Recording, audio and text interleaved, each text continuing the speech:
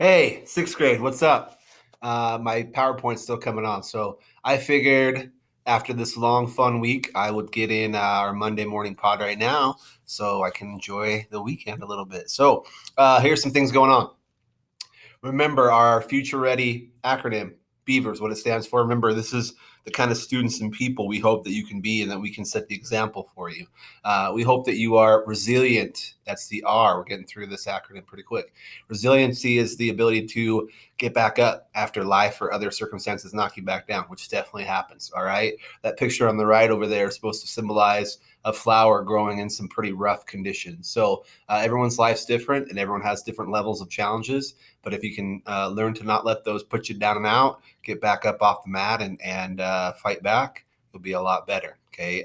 Because like we know, life's going to be full of those challenges. So this week or probably next, we're going to start letting kids into the library during lunchtime to do whatever they want during free time in terms of maybe play games or be on the Chromebook or just hang out.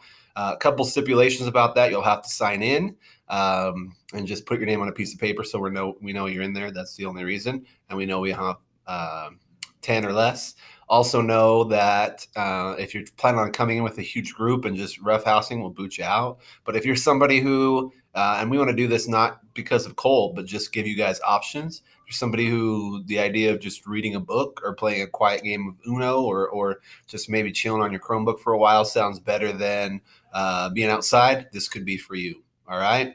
Oh, my mouth seems off. This is weird. Hopefully that's not terrible for you on the video. What else? Google Hangouts and coolmathgames.com. We did recently block Google Hangouts. You may have noticed, and you can be mad at me if you want to. It came down to, yes, it was a distraction, but some parents explained to me that maybe they don't feel like their kids, especially sixth grade kids, are ready for what the Chromebook could do. And Hangouts allows you to make voice calls, chat, all those things. So in some capacity, it's like a phone. All right. And you guys were taking those home. Okay. So really, yes, there was a distraction, but Hangouts was because of what you could do maybe at home, and maybe just parents didn't want that yet. All right. We did consider blocking Cool Math Games, but I chose not to at this time. Okay. Did some research on it, and I don't know that they're super math based, but the one part that I liked is they maybe could be seen as a nice brain break or mental health break for you guys. That's a break, okay, for a few minutes, not something you should be doing when you're supposed to be doing something else. So we'll see how it goes. We're going to keep monitoring that. And if it's something that helps you here for 5 minutes and gives your brain a break, great. If it's what you do all day, maybe we'll block it at some point. All right, those are our announcements from this week that we just finished. Thanks for participating in Red Ribbon Week, dressing up, having some fun. Weeks like this are kind of serving a dual purpose. Yes, we're having fun. We're hopefully learning something. The state of Idaho produced some really good videos this year, and I hope you learned a little bit about finding your natural high and never looking towards very, very harmful addictive substances to find what you're looking for. All right. So hopefully you like those videos, and your grade did okay in the dress up stuff, but we have a similar week in the spring, hopefully, that really isn't education based. It's called Pride Week. It's a newer tradition here at WTMS, and you guys will have a second chance to step up and show your class pride. So thanks for being a participant. Last 2 weeks ago, when we last had our pod, we wrapped up Habit 1. That's all about being proactive, and we contrasted humanity with animals or other and dogs. Okay, and we learned that we have 4 human tools that separate us from animals, that we are self-aware, that we can say, hey, maybe I'm afraid because of this. We have a conscience that can tell us, hey, this is right and wrong. We can imagine new possibilities. Dogs really, when they see a cat, they, hey, maybe I don't have to chase it today. They just instinct kicks in. And then this is willpower over here that really you can stop yourself and say, no, that's not what I want to do. So as you work to be more in control of your own life, just know that you've got some powerful tools at your disposal. So habits 1 through 3 are known as the personal victory. So if habit 1 says that you are the driver of the car, habit 2 says, well, figure out where you're going. All right. I think there's a quote. Well, real quick, start of the year, we did a little quiz, and you didn't know it, but it was about your own habits. And this one Party at the spot tonight. Oh, this is like, do you break some parent rules and go out, or do you maybe stick to your guns a little bit? Okay, so it's not about right or wrong, but I think one of those questions people know where they want to go. So here's a nice quote from that fellow over there, Cheshire Cat, from Alice in Wonderland, or maybe this is Alice, I guess, talking. Would you tell me, please, which way I have to walk from here? And the cat says, that depends a good deal on where you want to get to. And Alice says, I don't care much where I go. Then the cat says, then it doesn't really matter which way you go. Okay. So if you don't know your destination, you don't begin with the end in mind. Okay. Say that back with me, class. Habit 2 is begin with the end in mind. All right. Then you'll be really driving that car. Otherwise, you're just kind of wandering. All right. And that's determining what that end is, and making a map for yourself is challenging during your years, but it's very important. This is from Sean Covey. By keeping the end or your why in mind, you can ensure that each day of your life contributes in a meaningful way to your vision as a whole. We're just wasting time. You guys are young, and it feels like you have your whole life ahead of you, and you do. Time goes fast, all right? So you start making those big-term goals and know what kind of person I want to be, and do my daily decisions help me get there. So in Sean's book, he talks about some really crucial years that you guys are smack dab in the middle of. And this is actually the basis for a different book he wrote that the 8th grade studying this year, but he calls it the crossroads of life. And you're thinking, when does that happen? Well, now, guys, sorry. From years 11 to 18, which you're just going down this road, you are still learning and maturing and growing, but you will be forced to make many choices that may impact the rest of your life. Let's talk about 6 of those in particular, shall we? And yeah, even though maybe you don't feel super ready for those things, it's kind of an unfair aspect of life is you have to make these big choices. Where you go to college, we'll get into what they are in a bit, even if you're maybe not super ready for it. But you can make good choices. So when I looked at these, and I made this last year because we studied the habits with 6th grade last year, for some reason I was trying to put my own life stories in here a bit more than normal. And looking at this and reviewing of it, a couple, I just have pictures, and I'm like, I don't remember what story I was even referring to. So hopefully I can remember examples. There's just a couple. I can't remember what I was going for. So choice number 1, and this is probably the biggest because teenage years, middle school years are difficult. And if you can choose to like yourself, life will be a little bit easier. So on one side, I put what your choice may be with this crossroads of life. And on the other side, what that could lead you down towards the future. So if you think, I wore a new jacket today, I posted a picture on Snapchat, is my reaction to that based only on how many likes I get, or did I get a compliment from somebody? And this could be friends that you're hoping to get approval from, even parents, but eventually you'll hate yourself, and you'll always be chasing the approval of others. So hopefully good self-worth, you should look in the mirror like that baby and say, you the man or the woman, and be really just happy, not cocky, but happy with yourself. If you try to have a positive personal bank account, remember when you put those little deposits in your own piggy bank and your self-esteem grows, and that's what you're starting to work on now. Later on, you'll have a confident, assertive, effective personality. Okay, confidence, not cocky, and assertive. No one walks all over you, but you get to, have your own way at times. I think the first lesson from the Schaefer saga, I don't remember exactly what I was thinking, but I think I was thinking about Zoe, who's 8 this year. Love that little girl, and she's at times doesn't, she'll say things about herself that just break my heart. And so I'm trying to get her ready for those teen years when it gets worse, because just this year in 2nd grade, I don't know if so-and-so will like this outfit, or I'm a little worried about this. And I thought, oh man, she's just a special, beautiful girl, and my son looks chunky and we're missing one. But I'm hoping that she can make that choice before the teen years of saying, yes, it's okay to you don't think you're perfect, but not always be seeking the approval of others. So one crossroad in life, learn to like yourself. All right. What will I do about my education? There are such a different attitudes towards school in your grade and in our middle school in general. Some kids know, no, not every day is the most enjoyable, and some classes are boring, but schools can be fun, and it's pretty important, so they try their best, all right? But there's others that just don't seem to see the value in it, unfortunately, but they should. So if your paradigm or idea right now is it's boring and pointless, so I don't really try, the future may not look great for you. And we'll talk about jobs versus careers, but it's just like you're going to have a lot of probably temporary stuff. It's not a true career. It's just about maybe money and you won't be able to make as much money. So education is key for sure. So I hope you have a paradigm like this. I try to find something interesting from all my classes. Okay. Try to pick up something new, become a lifelong learner. You can always learn new stuff. And then eventually you could have a career potential, something that you find meaning in that gives you a stability in your life, and you can become a lifetime learner. I believe that this is supposed to be, it's a math paper. And I was a okay student. I took school relatively seriously, or my mom would have roughed me up if I didn't. Not actually rough me up, but she was scary. But that looks like a math paper because I kind of quit on myself as a math student. I don't know when it was. Maybe high school, maybe a little bit before. I didn't like math. I wasn't particularly good at it.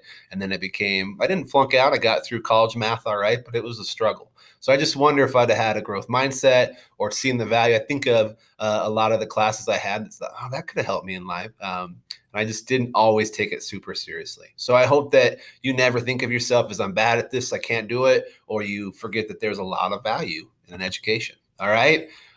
Crossroads number 3, what kind of friend will you be? Okay. Because your peers that you have now, your friends, are so influential. So if you want to be friends with whoever's cool, right? Whoever sits at the right table, whoever seems like the popular choice. And then what kind of friend will you be? Are you just going to start copying them? Okay. Are you also going to only wear pink shirts on Wednesday, if you know that joke? Okay. Or are you going to be your own person? So doing that, really, those people that are always chasing friends and I got to become just like them so they can like me, they actually don't have that good of friends, and you're always kind of going through abrupt changes. So I hope you can find friends that sure are fun, but that have the same values as you. They don't try to get you to do stuff you don't want to do. Okay, so they have those same values. That's great. And then what will tomorrow look like? Friends can be great even into adulthood. You'll find a group that you can have fun with that can support you through some tough times, but you got to be yourself, okay, and not always be seeking their approval. I don't have pictures to visualize these days, but I had similar hairdos to that when I was in college. I had a pretty good high school situation, but when I went to college, there were some times where I just didn't know who I wanted to be. So I made some friends, and at one point in a given year, now I'm just bald, but I had a mohawk for a while when I thought I was a punk rocker. And then for times I had cornrows, braids that didn't work very good for my hair. So I just look back and laugh because I was changing myself to try to be more like those people. And so that 11 to 18 can even extend into your 20s sometimes, guys.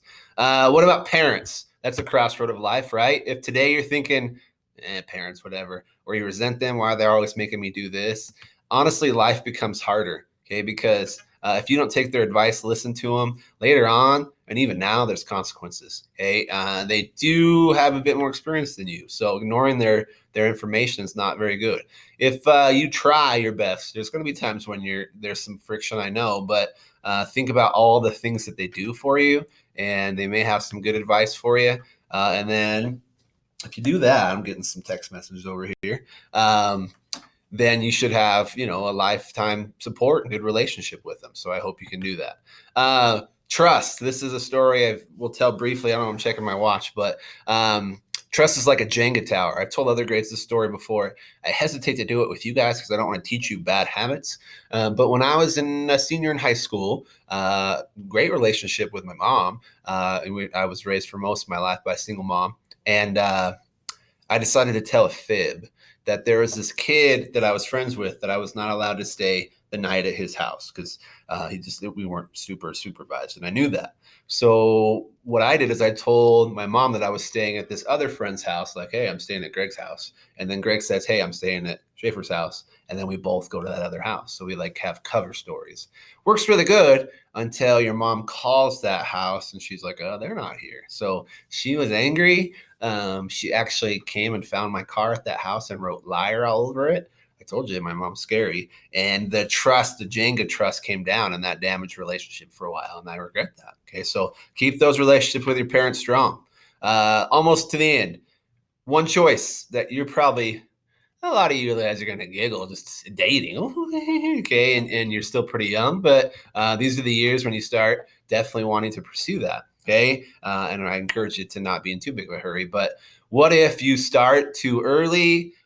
You're worried only about dating popular kids, you move too fast. Well, often that can lead to unhealthy relationships and getting into some stuff that you're just not prepared for that have serious, serious consequences. All right. So just keep it fun and be patient. If today you think, hey, it's fun, it's casual getting to high school. Some people who wait till they're 16 makes a lot of sense to me. My daughter's going to wait till she's 26, hopefully. But you can drive by then, and middle school dating just seems kind of weird. But even if you start, in middle school, that's fine as long as you don't, I guess, get so emotional about it. Keep it casual, okay? And that really, teenage dating should just be seen as fun practice, where the big consequence stuff, games, are later on when you want to try to find a healthy, lasting relationship and partner.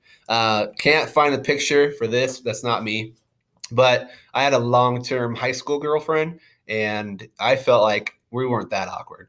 But we didn't have a lot in common really. But she was in the school and an athlete, and I was, and so I thought that was somebody cool to date. I was going to try to find a picture for this, but this week I remembered it was like in storage, and I didn't want to go looking for a picture. And my wife would say, "What are you doing?" And if I said looking for my a high school girlfriend picture, that I didn't do that. So, but eventually, my senior year, we weren't together, and that was more fun because there was not a lot of like, "Ooh, they're dating" pressure stuff. Just had a good time. Okay, so I just caution you to take it slow and not make it a big deal. All right. Last one. What are you going to do about addictive things? And this is perfect for Red Ribbon Week, right? If you're going to say like, oh, can it really not be that bad? Or can it be that bad? Are you going to listen to peer pressure? It's just whatever, vaping, whatever. Tomorrow could be pretty dangerous for you. And if you know anybody in your life that suffers from addiction, which I certainly do, that something that maybe thinks that, oh, it's just for fun or it's cool, can have lifetime consequences in you and your family. All right. So if you want to have a better paradigm for this crossroads of life and take this direction and just say, okay, whatever but that's harmful. I don't want to get into that. You'll be free to have. And addiction is sort of a form of just confinement. You're like a slave to it. All right. So avoiding those things is a freer, happier life surrounded by people who love you, where addiction sometimes drives those folks away. All right. So 6 really big decisions, guys, from 11 to 18. And if you can start saying like, which kind of route do I want to have? If you can begin with the end in mind on these things, you won't kind of make this just random turn in the wrong direction. All right. Final thoughts to end on from Sean Covey, his 7 Habits book. When you realize that the echo of your current choices can reverberate for decades, will you think twice before your next big decision? I sure hope so. So thanks for listening, guys. Sometimes I struggle to get this thing off, but hopefully I can remember. Maybe, maybe not. I think I'm still on. Oh, come on. Oh, there it comes. So you probably get to laugh at me. Bye, guys. Have a good Monday. See ya.